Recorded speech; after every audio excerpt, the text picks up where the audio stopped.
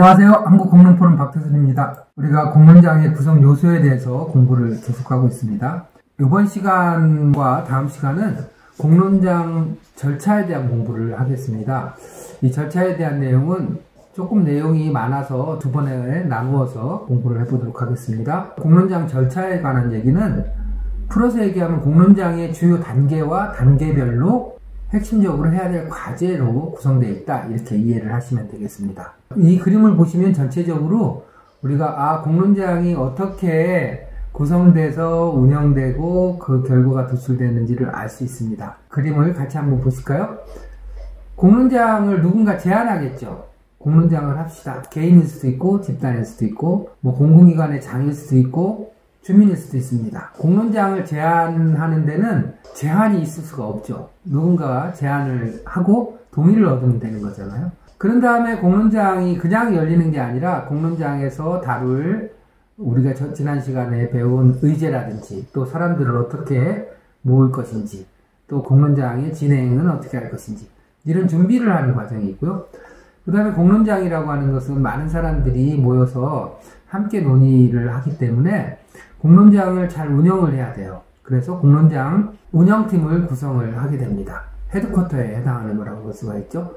그런 다음에 이제 참가자를 모으고 이 참가자들에게 공론장에서 의미 있는 토론이 이루어질 수 있도록 정보를 제공하고 교육하는 과정이 존재합니다.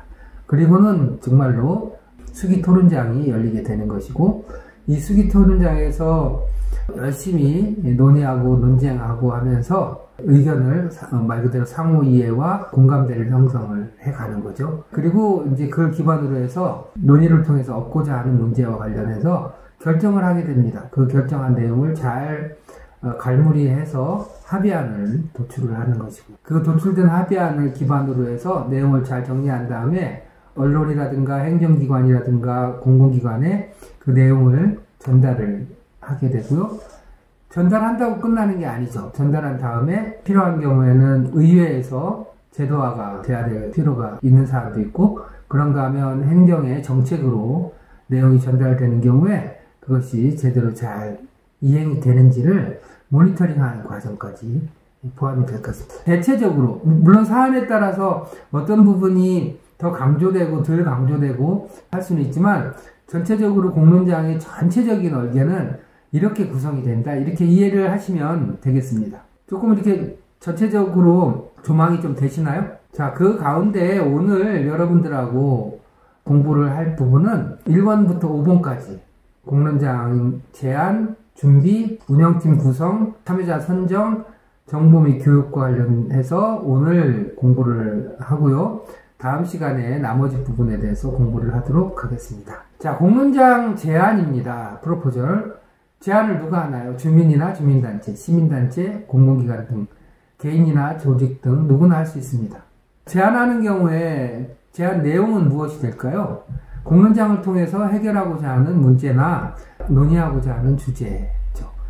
이게 어떤 주제가 적합한지는 이슈, 문제, 어떤 문제가 다루기 좋은 문제인지 공부를 했었고요. 또 지난 시간에 의제로서 적합한 의제가 무엇인지에 대해서도 공부를 했잖아요. 그리고 이제 다양한 문제 해결 방법이 있는데 왜 하필이면 공론장이라고 하는 걸 통해서 해결해야 되는지, 또 공론장을 통해서 하는 경우에 어떤 기대 효과가 있는지를 설명할 수 있어야 되겠죠. 그렇게 해서 이제 그래, 그 공론장을 한번 해보자 라고 의기투합이 된다면 이제 준비에 들어가게 됩니다. 근데 이 준비는 누가 하느냐? 준비는 누가 할까요? 공론장에 대한 준비는. 구성을 보면 제안된 문제나 주제와 관련된 사람들이 중심이 되겠죠. 문제를 제안한 사람, 또 그 제안한 문제와 밀접하게 관련되어 있는 사람들이 아무래도 중심이 되기가 쉽잖아요. 그리고 이제 거기다가 전문가들이라든지 행정기관이 관심을 보이게 될 것입니다. 특히 갈등 사안인 경우에는 핵심적인 이해관계자들이 이런 준비에 있어서 적극성을 보이겠죠. 그런데 이 준비 과정에서 우리가 꼭 명심해야 될 거는, 공론장이라고 하는 것은 특별한 집단이 자신들의 이익을 실현하기 위한 것이 아니라 일반 시민에게 논의 기회를 제공하고 또 의사결정을 하게 하는 것이니만큼 어떤 특별한 사안과 관련해서 그 사안과 관련된 다양한 견해와 입장, 이해관계가 논의될 수 있게끔 말 그대로 다양성과 차이가 최대한 확보가 되게끔 하는 것이 중요하고 거기에 전문성이 결합을 하는 거라고 그랬잖아요. 그래서 준비 과정에서도 이런 다양성이 확보될 수 있도록 특별한 입장을 갖고 있는 사람들이 다수를 차지하면 안 되겠죠. 다양성과 차이가 잘 드러날 수 있도록 거기에다가 전문성을 결합해서 준비팀을 구성하는 것이 바람직합니다. 이 준비팀에서 해야 될 과제가 굉장히 중요합니다. 첫 번째는 제한된 내용에 대해서 검토를 해야 되겠죠. 그리고 공론장 방식으로 문제를 접근하는 것이 타당한지를 검토할 필요가 있습니다. 또한 준비팀에서는 공론장 진행과 관련해서 사전 논의를 하고 사전에 논의 결과를 기반으로 해서 사전 합의를 도출할 필요가 있습니다. 대체로는 준비 과정에 굉장히 이렇게 입장 차이가 큰 사람들이 당연히 결합을 하게 되겠죠. 예를 들면 소각장을 건설한다 라고 할 때 소각장이 꼭 필요하다고 주장하는 사람도 있고 소각장을 건설하면 안 된다라고 주장하는 사람도 있고 뭐 다양한 입장 차이가 있지 않겠어요? 그런 경우에 이 준비팀에는 그런 입장 차이가 두드러진 사람들이 소외됨이 없이 잘 참여할 수 있도록 구성하는 것이 중요할 뿐만 아니라 그런 사람들이 입장 차이가 큰 사람들이 제대로 참여를 해서 향후의 공론장을 어떻게 구성하고 운영할 것인지에 대한 기본적인 합의가 이루어지는 것이 이 이후에 만들어질 공론장의 안정성을 위해서 대단히 중요한 조건이다 이렇게 말씀을 드릴 수가 있습니다. 이와 관련해서는 나중에 공론장 설계 과정에서 아주 구체적으로 또 말씀드릴 기회가 있을 겁니다. 어쨌든 공론장 진행과 관련해서 사전 논의와 합의를 하는 것이 대단히 중요한데 그 핵심적인 내용은 공론장에서 어떤 주제를 다룰 것이냐, 논의의 범위를 어떻게 할 것이고 의제는 무엇으로 할 것이냐라고 하는 것, 그다음 공론장을 통해서 궁극적으로 달성하고자 하는 목표는 무엇이고 또 경우에 따라서는 의사결정 방식은 어떻게 할 것인지 이런 향후에 구성될 공론장에 관한 핵심적인 내용에 관한 사전 합의가 이루어지는 것이 공론장 구성과 안정성에 있어서 대단히 중요한 과정이다 이렇게 이해를 하시면 되겠습니다. 자, 이렇게 해서 이제 준비 과정에서 만들어진 내용을 기반으로 해서 공론장을 실제로 운영할 팀이 구성되어야 됩니다. 이 공론장 운영팀이라고 하는 것은 향후에 공론장이 원활하게 진행되도록 하기 위한 일종의 총괄 체계다 이렇게 이해를 하시면 됩니다. 그 구성을 보면 공론장을 대표할 수 있는 사람들로 해당 사안과 관련된 이해관계자, 전문가 뿐만 아니라 주민 및 시민 대표들로 구성이 되는 것입니다.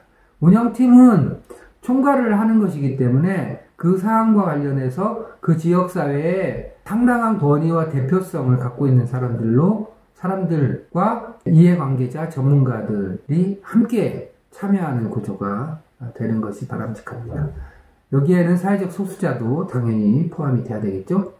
이 공론장 운영팀이 해야 될 과제는 총괄하는 역할이라고 그랬잖아요. 그래서 외부로부터는 공론장을 대표하는 대표체이고 내부적으로는 공론장 운영을 총괄하는 것이다 이렇게 보시면 되고요.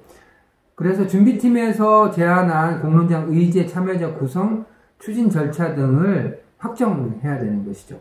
그리고 시민 참여를 독려하고 시민 참여자를 모집하고 또 선정하는 일도 운영팀 주관으로 이루어지게 됩니다.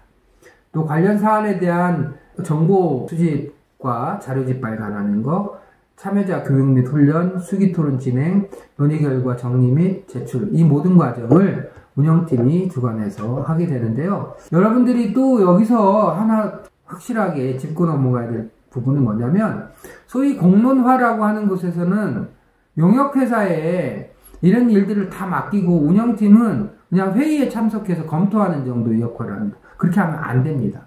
운영팀이 실제로 논의를 통해서 이 내용을 구성해 가야 됩니다. 그 지역사회나 그 사안과 관련된 실제로 논의할 수 있는 논의 주체들이 모여있는 곳이기 때문에 그곳에서 논의를 통해서 하나하나 구성해 가면서 필요한 경우에 오히려 전문가들을 활용하면 되는 것이죠. 이것을 다른 데다 맡겨놓고 그냥 형식적으로 승인하는 이런 형태를 가지고는 공론장이 제대로 운영될 수 없습니다. 운영팀은 실질적으로 논의를 해서 이 과제 하나하나를 실제로 논의를 통해서 구성해 가야 된다라고 하는 점을 꼭 명심하셔야 됩니다. 네 번째는 참여자를 선정하는 겁니다. 참여자를 잘 선정하기 위해서는 첫 번째 해야 될 게 알리는 것이죠. 그래서 해당 사항과 관련해서 시민들에게 공론장을 한다라고 하는 것과 공론장에서 어떤 내용을 다룰 것인지, 공론장에 왜 참여해야 되는지에 대해서 사람들한테 알려야 되잖아요. 그래서 참여 기회를 기본적으로 줘야 되잖아요. 그래서 원칙적으로는 참여 기회를 알지 못해서 참여하지 못하는 사람이 없도록 해야 됩니다. 누구에게나 참여 기회를 공정하게 줘야 하는 것이죠. 참여자를 선정하는 것은 대표성, 다양성, 포괄성을 고려해서 참가자를 모집하고 선발하게 되는데요. 이 참여자 선정 과정에 관해서는 이 이후의 설계 과정에서 아주 구체적으로 공부를 할 기회가 별도로 있을 것입니다.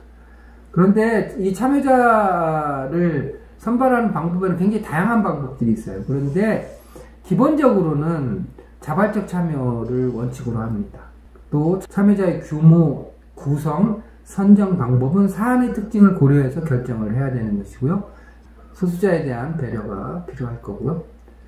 다섯 번째는 정보 및 교육입니다. 의제가 정해지면 그 의제와 관련된 논의를 하기 위해서 그 내용을 채우는 것이 정보라고 생각을 하시면 되겠습니다. 온 오프라인을 활용해서 사안 관련된 정보를 적극적으로 제공을 해야 되고요.